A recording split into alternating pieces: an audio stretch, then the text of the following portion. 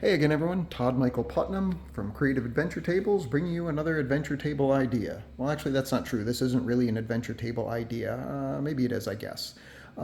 This table is really just terrain isn't just for combat.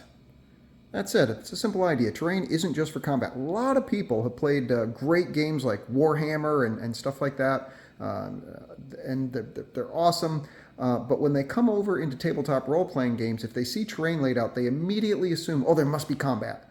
And that's not necessarily true. The terrain itself can help tell the story. It's never going to take the place of the story. It's not supposed to take the place of the story. But it can help tell the story because the game master doesn't have to describe every last detail. I mean, I could just mention that you see three ships in the harbor, and it's a generally calm day. There's a light breeze going out, and you can see the seagulls flying above as some of the fishermen catch are coming in.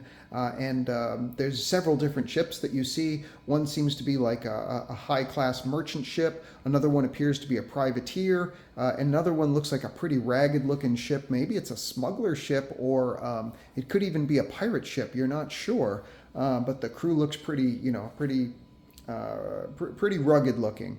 And then your town over here, it's a multi-level town where there's houses on the ground itself, and then other houses that are built up high on stilts, which the residents call High Town, which is any of the towns built onto any of the buildings that are built up on the second floor going up. And there's a general hustle and bustle about the whole city, blah, blah, blah, blah. And you just describe it in, but you don't have to describe every last detail. You just basically give the overall picture of what's going on. And then you don't have to say, well, there's a house that's 2 stories tall, that's blue, and it's got this kind of a roof, 3 doors down, blah, blah, blah. The terrain being laid out just does all of that work for you. But of course, as the game master, you still have to tell the narrative. But it reduces the amount of time that you have to spend telling the narrative so that the players can spend more time doing what they love doing, which is actually playing, role playing. And now, not everyone, and I've said this for years, some people will look at a table that's built like this or any of the other great tables that I see online, and they're like me. They'll immediately want to dive into that world, right? They just get drawn into it, and they immediately want to start talking to the NPCs and fighting the monsters or discovering the quests or whatever the case may be. And there's other people that literally the only thing they see is the corners of the table. Like they want to be able to jump on a cliff and fly to the moon or whatever it is, and they think the table is a limitation for that somehow. As if you couldn't also do theater of the mind in conjunction with the table.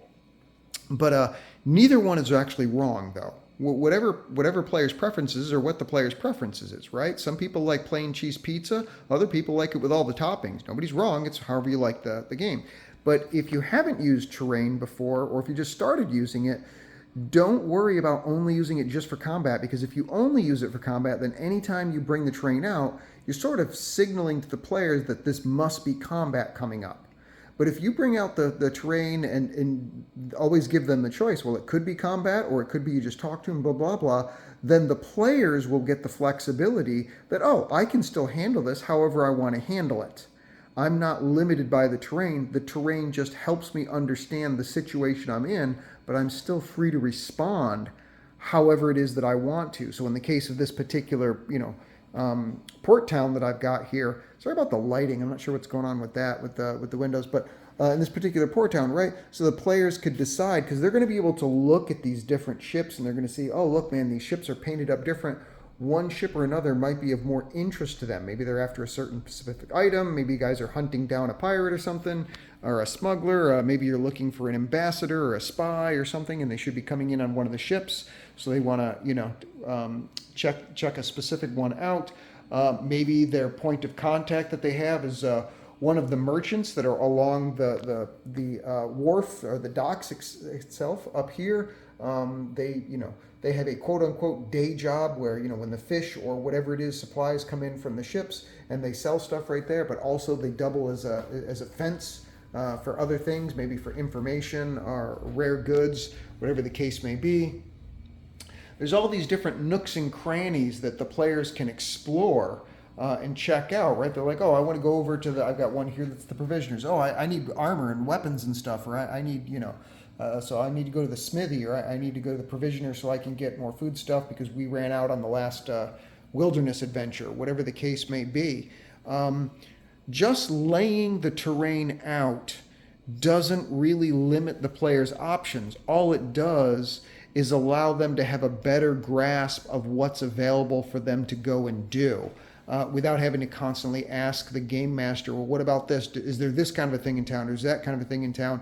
Or, or how do I get there? In this case, the player can go, yeah, there's one over here. You see that green building, the with the red roof on the second floor up in Hightown? Yeah, that's that's the shop that does, that's the gemologist or whatever, right? Or, yes, there's a place for all the stores and whatnot for grain and things like that. And it's also up in Hightown.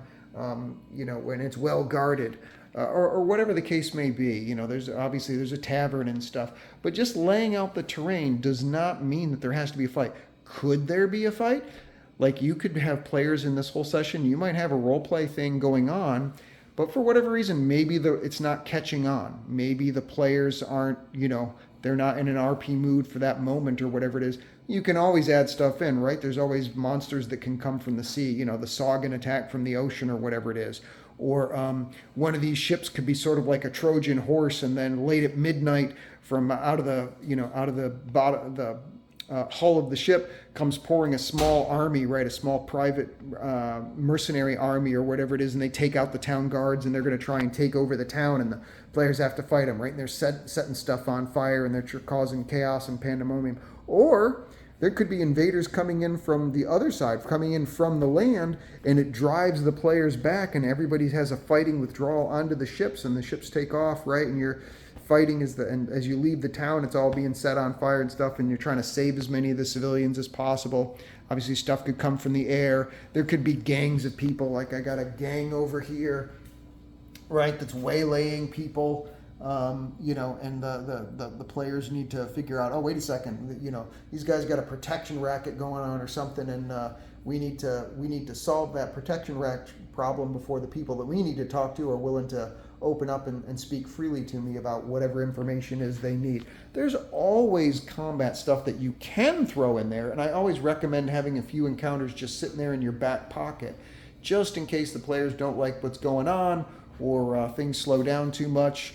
Or they're not taking the hooks or anything like that. Absolutely, have some combat stuff in your back pocket, but it doesn't mean that you have to do combat. You can absolutely do complete role play sessions on the terrain, and a lot of times it's gonna stimulate the player's imagination. If you're on a plain blank stage and someone asks you to do acting, a lot of people are going to have a lot harder time doing that than if they're all dressed up in the kit, so to speak, and the stage has all the props and stuff on it, right? If you're trying to act out Star Wars and you're literally on a blank stage, it might be hard to get into the mood. But if all the props are all around you and you get to wear the costume and etc., so on and so forth, right? And you see people dressed up as stormtroopers and the hallways look like they're the Death Star or whatever the case may be, right? That makes it a lot easier to get into the fun of it. And so having setups like this, absolutely not necessary. I've never said they're necessary. But for a lot of people, it's a huge help in getting immersive role-playing going on. So that's all I wanted to say. This whole session here is really just about the idea that 3D tabletop stuff isn't just for combat. It's also great for role-play and, of course, for exploration. So let me know your thoughts in the comments. Have you been using it for role-play? Do you find it helps the role-play at all, or exploration aspects of your game? Let me know. Thanks, as always, for listening, and I'll see you next time for the next adventure. Take care. Bye.